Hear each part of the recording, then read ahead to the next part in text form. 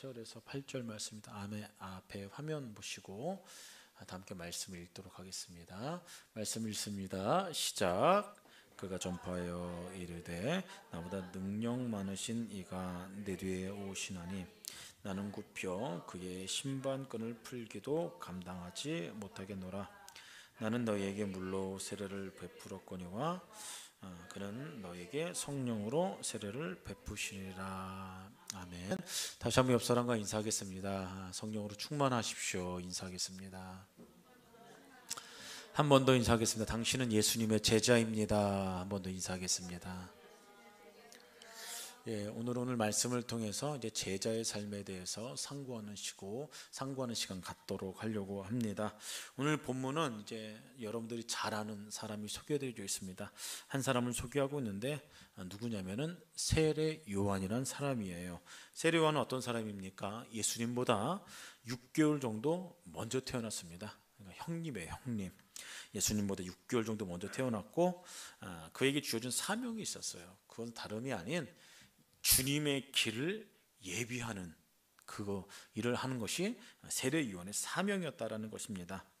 예수님보다 6개월 먼저 와서 길을 준비하는 선발대였어요. 선발대였고 예비자였고 준비자의 역할을 하는 사람이 누구였냐면은 세례 요한이었다라는 것입니다. 그래서 예수님께서는 요한을 가리켜 뭐라고 소개했냐면은 여의 낳은 자 중에는 이만한 자가 없다라고 그렇게 입에 마르도록 이제 칭찬했다라는 것입니다. 그리고 세례 요한은요, 여러분 잘 알듯이 현직 제사장 아들로 태어났어요. 제사장 아들로. 무슨 얘기냐면은 당시 제사장 하면은 최고의 기득권층입니다. 고소득층이었어요. 그리고 이 제사장직은 이 당시에는 세습직이었습니다. 세습자였어요. 그래서 세례 요한은 그냥 가만히만 있어도 나중에 뭐가 돼요? 제사장이 될 운명이었어요. 제사장이 될 운명. 다시 말해서 권력과 부를 그냥 한 번에 거머쥔 이 시대의 금수저였어요. 금수저. 그래서 이 세례 요한은 사실상 미래와 장래가 전부 다 보장된 그런 사람이었습니다. 그 시대의 기득권층이었다라는 얘기예요.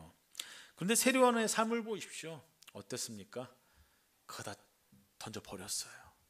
다 그냥 포기하고 거부하고 다 내려놓은 인생을 누가 살았냐면 세례 요한이라는 사람이 그런 인생을 살았다라는 겁니다. 야인이 됐어요. 광야로 뛰쳐나가서 땡볕 아래서 그 햇빛 아래서 사막 가운데서 세례를 주기 시작합니다. 그리고 그 시대를 향해서 선포하기 시작해요. 뭐라고 선포해요? 회개해라. 천국을 갈 것 같다. 회개해라. 회개를 외치는 인생이 됐다라는 것이에요. 그러다가 이제 갈증이 생기면 요단강호 그런 그 물을 마시고 또 이제 메뚜기를 잡아서 이제 생식하고 그리고 그 당시에 헤롯 왕이 있었죠. 비리가 있었습니다. 비리가 그거 다 고발하고 심각하게 고발하고 책망하고 그런 일들을 세례 요한이 했다라는 것입니다. 전부 다 이제 내려놓고 자기의 모든 것들을 내려놓고 남들이 못하는 일을 지금 세례 요한이 했다라는 것입니다. 그러다가 어떻게 돼요? 목이 잘립니다. 순교했다라는 것이에요. 그래서 오늘 본문에 기록된 이 세례 요한의 모습을 보고 야 진짜 예수님을 따르는 삶이란 제자의 삶이란 어떤 인생인가 잠깐 살펴보는 시간 갖도록 하려고 합니다. 예수님의 제자들은 예수 믿으면 우리가 하나님의 은혜를 있습니다. 복을 받죠. 그리고 이제 주의를 지킵니다. 이제 그 정도에서 멈추는 것이 아니라 예수님의 제자의 삶은 더 나가야 되는 인생이 있다라는 것입니다. 제자의 삶의 내용은 따로 있다라는 것이에요. 세례 요한이 고백합니다. 그는 보름달처럼 응하고 나는 그물단처럼 쇠야 된다. 요한복음에 나온 말씀이에요. 3장이에요. 그리고 이제 1장에 보면은 나는 그의 신발끈 풀기도 감당하지 못한다. 이 세례 요한의 고백입니다. 그리고 이 비슷한 고백을 또 사도 바울이 했습니다. 뭐라고 고백했냐면은 나는 예수만 알기로 작정했노라. 그렇게 고백했어요. 고린도전서 2장에 보면요. 이런 이제 믿음의 선진들이 했던 고백들은 한마디로 요약하면 무슨 얘기냐면은 나는 주님의 제자입니다. 나에게 영생을 주신 그 예수님은 나의 모든 것이 되십니다. 그렇기 때문에 나는 그 주님이 제시한 그 길을 걸어가겠습니다. 그런 의미인 것입니다. 오늘도 방금 이제 사도신경을 우리가 고백했어요. 사도신경이 이제 굉장히 어떻게 보면 짧으면 짧고 길면 긴데 이것을 한마디로 이제 이야기한다라면 그런 의미예요. 예수님, 난 당신을 믿어요. 그리고 난 당신의 길을 걸어갈 겁니다. 그런 의미입니다. 우리들의 신앙 고백이죠. 그런 선언이에요. 나는 당신의 제자입니다. 나는 당신의 종입니다. 지금 그렇게 고백하는 겁니다. 우리가 예배 때마다 모여서 사도신경을 고백하는 그 고백은 그런 의미가 담겨져 있는 거예요. 나에게 생명을 주신 그 예수님의 길을 내가 가렵니다. 그분은 나를 위해서 죽으시고 부활하시고 승천하시고 다시 오실 주님이십니다. 나는 그 주님이 제시한 그 길을 걸어가렵니다. 그런 신앙의 고백을 담고 있다는 것입니다. 우리가 세례를 받을 때도 고백을 합니다. 세례 언제 받으셨어요? 꽤 오래되셨죠? 수십 년 전에 받으셨을 겁니다. 근데 그 고백들을 찬찬히 한번 생각해 보십시오. 무슨 의미냐면은 이제부터 나는 나의 삶의 소속을 당신께로 옮겨드립니다. 내 삶의 주인 이제 당신이십니다. 예수님이십니다. 그렇게 하는 선언인 것이에요. 세례가 그런 의미인 것입니다. 그렇게 제자가 된 사람들에게는 날마다 이런 신앙의 고백이 필요하다라는 것이에요. 근데 문제가 있어요. 문제가 선언은 그렇게 하고서 고백은 그렇게 하고서 우리들의 삶의 내용이 자꾸 불투명해지는 것입니다. 불투명해지는 것이에요. 그리고 이 신앙 고백을 매주마다 하더라도 어떻게 보면 형식적으로 변한다는 안타까움이 있다는 거. 그리고 잊어버리죠. 여러분 결혼할 때 서약하죠. 서약합니다. 그리고 그때 대답을 아주 힘있게 합니다. 오랫동안 살 겁니다. 평생 살 겁니다. 사랑할 겁니다. 어떤 사람들은 막 무릎 꿇고 막 그렇게 서약하는 사람들도 있어요. 너무 좋아갖고. 그렇지 않습니까? 그런데 이제 삶의 내용들을 이제 보면은 요즘 젊은 사람들 보면 어때요? 그 서약이 오래가지 못하는 사람들이 덜어 있다라는 것이에요. 그리고 이 서약은 많은 사람들 앞에서 하죠. 그래서 결혼할 때 서약은 어디서 해요? 하객들 앞에서요. 하객들 앞에서. 많은 사람들 앞에서 합니다. 왜냐면은 하객들이 증인인 것이에요. 증인. 결혼식 자체도 하나의 서약입니다. 많은 사람들 앞에서 우리가 이제 부부가 되었습니다 라고 그렇게 하는 공포식이에요. 공포식. 사실상 그냥 조용히 골방에서 결혼식 할 수도 있어요. 남한테 알리지도 않고 그냥 이제 그렇게 해도 뭐 사실상 상관은 없겠죠. 결혼도 할 수 있고 서약도 할 수 있어요. 그런데 많은 사람들 앞에서 하는 결혼식은 하나의 공포식이라는 거예요. 공포식. 사람들 알리는 거예요. 세례식도 마찬가지죠. 세례식도 공포식이에요. 많은 사람들한테 나 이제 예수님의 제자가 됐습니다. 나는 이제 예수님 믿는 사람입니다. 크리스찬입니다. 난 그분을 나의 주인으로 받아들입니다. 그렇게 많은 사람들 앞에서 공포하는 것이에요. 그런데 그렇게 서약하고 공포하는 것도 중요하지만은 더 중요한 것은 끝까지 지키는 게 중요하다는 것입니다. 근데 그게 지켜지지 않는 한계가 있다는 것입니다. 마찬가지로 주님께 하는 서약도 더러는 지켜지지 않을 때도 있다라는 것이에요. 이게 문제라는 것이죠. 이게. 그러니까 예수님의 제자들, 진정한 제자들은 참 찾아보기 힘든 이 시대를 우리가 살아가고 있을지 모른다라는 것을 우리는 기억해야 된다는 것입니다. 주님의 제자는, 예수님의 제자는 여러분 다른 게 아닙니다. 주님과 같은 길을 걸어가는 인생이 되어야 된다는 것입니다. 주님께서 말씀하셨어요. 나는 길이요 진리요 생명이다 라고 말씀하셨습니다. 그래서 주님은 길이고 목표고 목적이에요. 누구예요? 저와 여러분들의 삶의 목표고 목적이 되어야만 한다는 것입니다. 그리고 제자들은 그 목적과 그 진리 그리고 그 길을 꼭 걸어가야만, 그것만 바라보고 전진해 나가는 인생을 살아가는 삶을 살아내야만 된다는 것이에요. 같은 길을 가려면 생각과 목표와 방법이 여러분 같아야 되죠. 그렇지 않습니까? 그리고 그 길을 가지기 위해서는 고집도 있어야 돼요. 고집도. 근데 그 길을 가는 것이 여러분 사실상 쉽지 않다는 것이죠. 왜냐하면 주님이 제시한 길은 넓은 길이 아닙니다. 주님께서 그냥 대놓고 말씀하셨어요. 좁은 길이다. 좁은 문이다. 너희들 그 길 가야 돼. 많은 사람들은 넓은 길, 넓은 문을 찾을 거야. 근데 내가 너희한테 제시하는 길은 좁은 문이야. 좁은 길이야. 갈 수 있겠니? 나와 함께?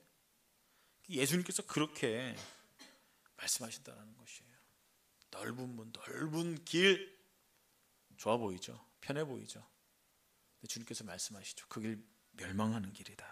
그 길을 경계해야 된다. 대부분의 사람들이 편한 거 찾습니다. 그 길을 걸어가려고 해요. 넓은 길을 가고 있습니다. 왜요? 그 길이 편안하기 때문입니다. 재미나기 때문이에요. 많은 사람들이 가기 때문에 재미나요. 그게 또 맞는 줄 압니다. 근데 좁은 길은 가기가 힘들어요. 절제도 해야 되고요. 수고로 온 눈물도 흘려야 되고요. 투자도 해야 돼요. 그래서 많은 사람들이 그 길을 가는 것을 꺼려한다라는 것이죠. 좁은 길은 외면할 것이 많습니다. 끊어야 될 것도 많아요. 때로는 친구를 바꿔야 될 상황이 있을 수도 있어요. 재미있는 것도 절제해야 될 수도 있습니다. 제자의 삶은 때때로는 다 버리고 따라가야 할 때도 있습니다. 그래서 그 길 가기가 어려운 것입니다. 제자의 삶은 때때로는 과감히 부정도 해야 되고 고독도 감수해야 돼요. 어떤 신학생이 있었습니다. 신대원생이 있었는데 신대원까지 갔으면은 뭐 하고 싶은 거예요? 뭐 장사하고 싶은 거예요? 목회하고 싶은 거죠. 목회하고 싶은 건데 도중에 이제 사랑하는 여인을 만났어요. 부잣집 딸이었습니다. 부잣집 딸이 이제 이 당시 뭐 전도사님이었겠죠. 이제 전사님이셨는데 사역을 하다 보니까 힘든 거예요. 이제 힘든 거예요. 뭐 본인이 이제 재력이 있으니까 재정적으로는 이제 좀 덜하겠죠. 힘든 부분은 관계가 힘든 거겠죠. 이제 남편 사역도 보기 안쓰럽고 그러다가 이제 결혼은 했는데 반대한 거예요. 반대. 목회 하나만 안 되겠냐고. 그렇게 반대한 겁니다. 결론이 뭔지 아세요? 결정 내린 게. 그래서 이제 목회 안 하기로 했어요. 뭐 이게 뭐 전 이제 잘했다 잘못했다 전 이거를 얘기하고 하는 게 아닙니다. 뭐 본인의 선택이죠. 주님께서는 그거 가지고 뭐라고 안 하세요. 너 왜 뭐 신대원까지 나왔는데 뭐 왜 목회를 하느냐 안 하느냐. 안 하면 어떻습니까? 안 하면 어때요? 중요한 거는 주님의 제자로서 여전히 주님을 사랑하고 그렇게 살할 수 있느냐 그게 중요한 거죠. 근데 제가 지금 말씀드리고 싶은 거는 사실상 이 전사님께서 진짜 내가 이 길을 고독스럽고 외롭더라 내가 이 길을 가야겠다라고 이제 판단이 섰으면은 설득을 시켜서 가든지 아니면은 결혼 전에 심각하게 생각을 해봤어야겠죠. 점검을 했어야겠죠. 그러면 그 길을 힘든 그 길을 계속해서 힘들게 갈 수 있었을 것이에요. 목회라는 게 녹록하지 않습니다. 자체가 행복하다고 말하는데 사실상 여러모로 힘든 어떤 그런 부분들이 많이 있어요. 이분도 이제 끊었을 때 끊었어야 됐어요. 때때로는 제자들은 무섭게 부정하고 이제 끊을 수 있어야 될 그런 능력이 있어야 된다는 것입니다. 주님께서 말씀하셨어요. 나를 따라오려거든 아내나 부모나 자식이나 형제를 버려야 된다. 무서운 말씀이죠. 무서운 말씀인데 실제로 가족 버리라는 말씀이 아니라 그것에 집착해서는 진짜 제자의 길을 갈 수 없다. 그렇게 해서 이제 강력하게 말씀하시는 것이에요. 세례 요한은 현직의 제사장 아들로 태어났어요. 자동적으로 제사장직이 이제 보장된 사람입니다. 안정적인 그런 삶을 살아갈 수 있었던 사람이에요. 과감하게 그걸 버렸습니다. 포기했어요. 그 자리를 다 끊어버리고 광야로 나가 생식하면서 그 세를 향해서 필요한 하나님의 말씀을 선포하기 시작했어요. 장차 오실 예수님의 길을 예비하기 위해서 광야의 소리로 외치기 시작했다는 것입니다. 근데 어느 날 기적을 행하고 능력을 행하고 하나님의 말씀을 선포하는 한 사람이 나타나기 시작했어요. 곧장 알았죠. 저분이 메시아다. 저분이 메시아다. 그리고 묻습니다. 제자들을 보내서 당신이 오시라고 예언된 그분입니까? 당신이 메시아이십니까? 그렇게 묻습니다. 요한은 생각했어요. 비로소 내 역할은 여기까지다. 세례요한은 그렇게 생각했습니다. 그래서 고백하기를 그는 흥하여야겠고 나는 쇠해야 된다. 그는 흥하여야겠고 나는 쇠해야 된다. 나는 그분의 신발끈을 감당하기도 힘든 사람이다. 감당하지 못할 사람이다. 난 그런 존재다. 그 제자들에게 이야기하기를 장차 세상 죄를 지고 갈 저 어린 양을 보아라.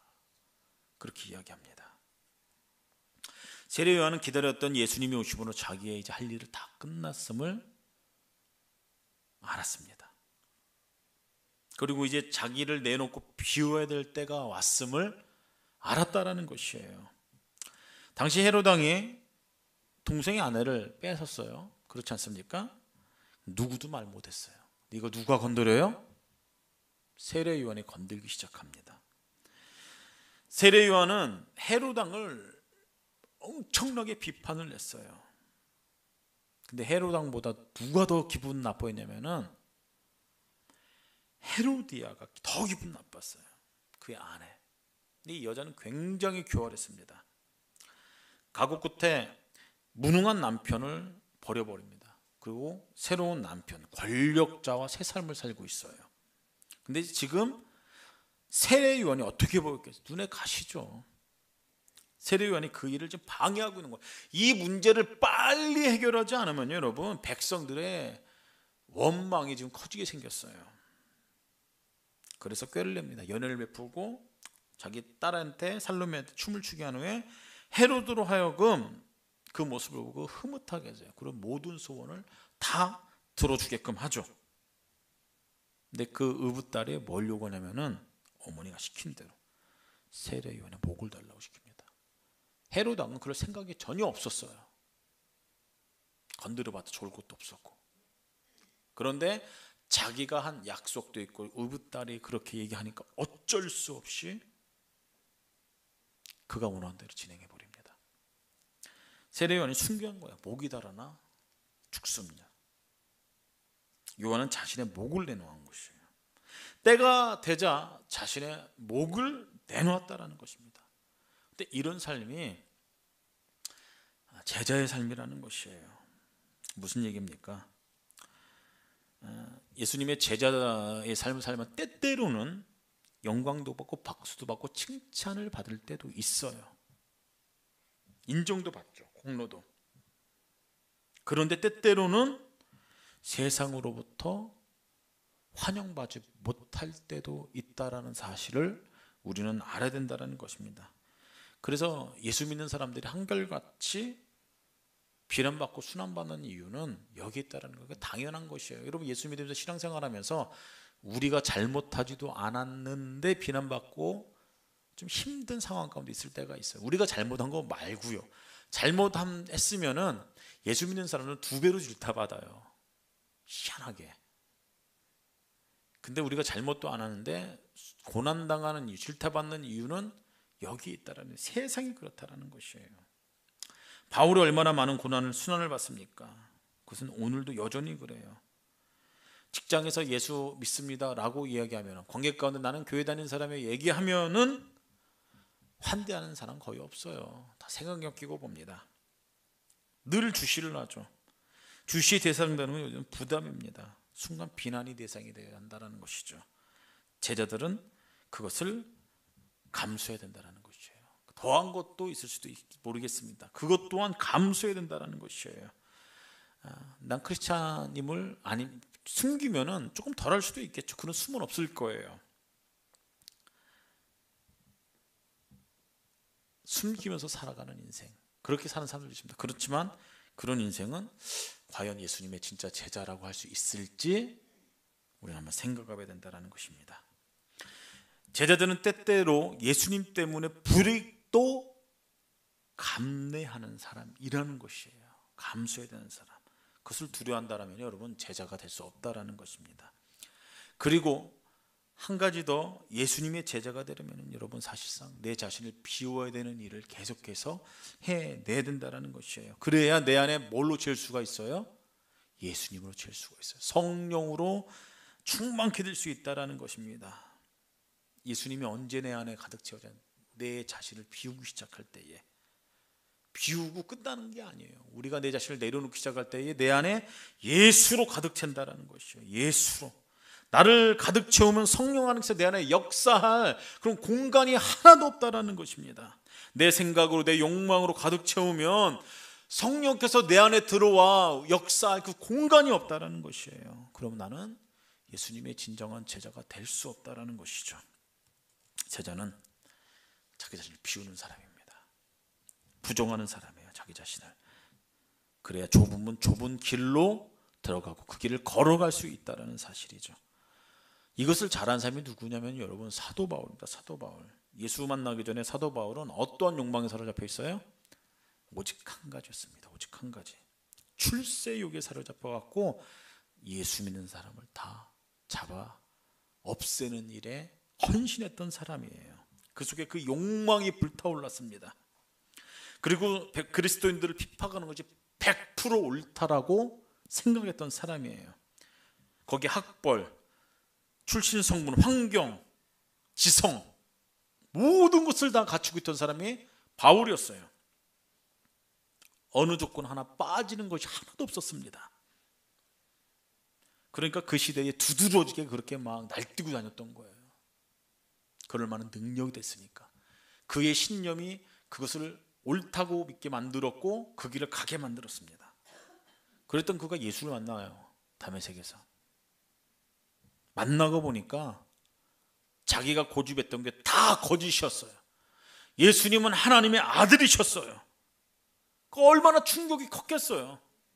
여러분 신천지에 오래 머물렀던 사람들이 신천지가 잘못됐다라는 것을 안다고 합니다.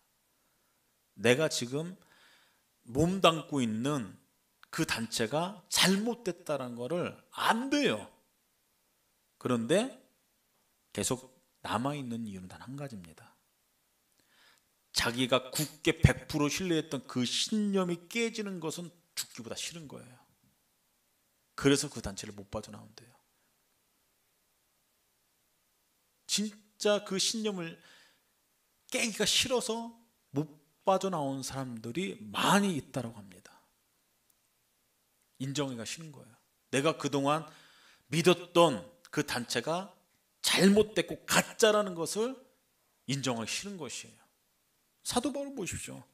100% 믿고 그렇게 자기의 삶을 다해서 예수 믿는 사람을 잡았는데 나중에 예수님 만나보니까 그게 아닌 거예요. 자기가 가지고 있던 신념이 완전히 무너진 겁니다. 충격이 있겠죠. 충격.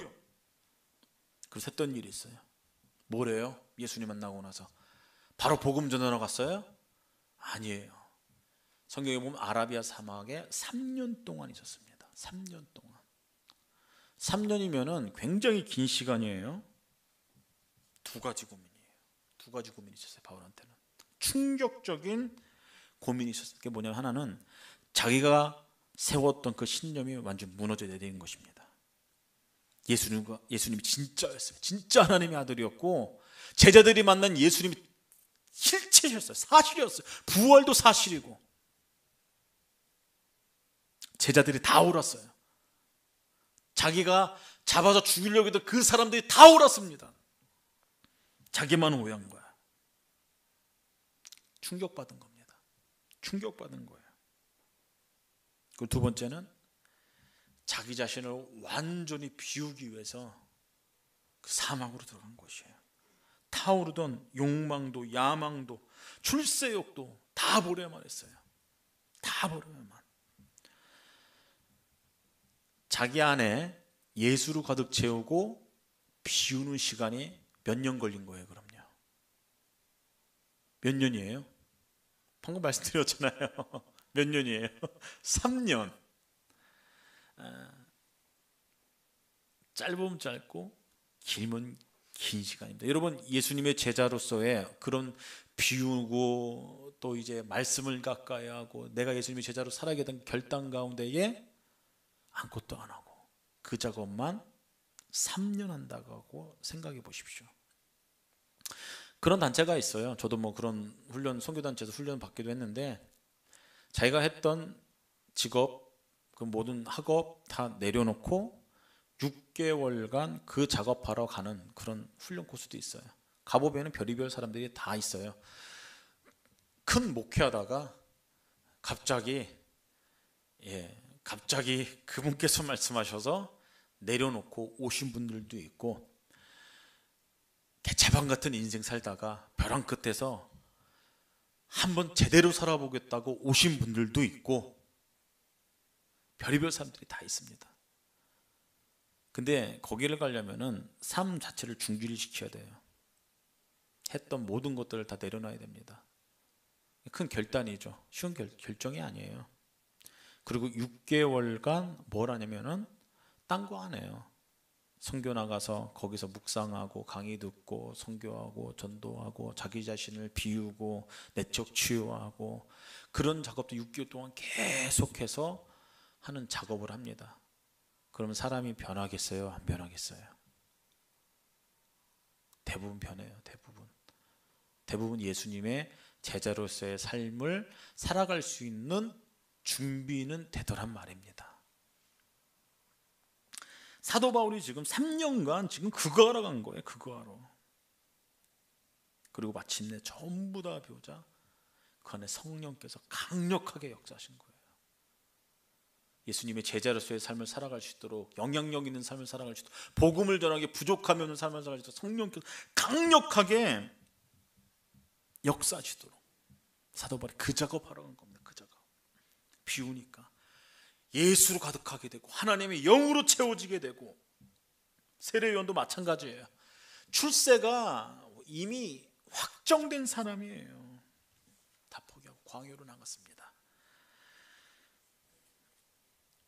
요한에게 고민이 없겠습니까? 아니, 있었을 거예요. 근데 다 비우고 예수님의 제자가 된 것이죠.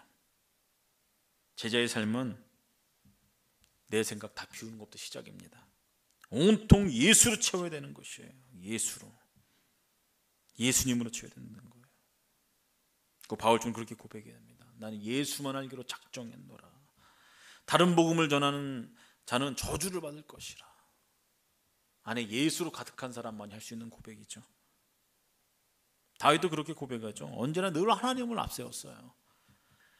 하나님 나의 반석이시오 나의 요새시오 나를 건지시는 자요 나의 피할 바위시오 나의 방패시오 나의 구원의 뿌리시오 나의 산성입니다.